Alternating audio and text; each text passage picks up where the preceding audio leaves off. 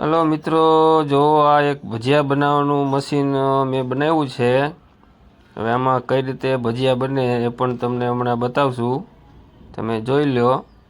જો આ રીતનું મશીન હોય એમાં જો આ રીતનું આવી એક ટાંકી હોય એમાં આપણે હમણાં લોટ નાખવાનો ભજીયાનો। તમે જોઈ લ્યો। જો આ રીતે આખી જેટલો લોટ આપણે બનાવ્યો હોય, જેટલા માણસોના બનાવવા હોય ભજીયા, એ રીતના બનાવીને આ રીતે આમાં લોટ નાખી દેવાનો। કમ્પ્લીટ થઈ જાય પછી જોજો, હમણાં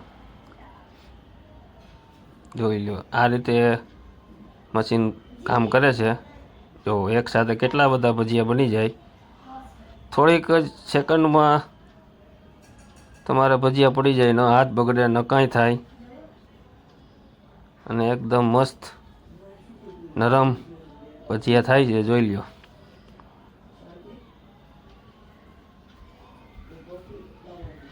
હા, જોયું તમે કેટલા મસ્ત ભજીયા બન્યા।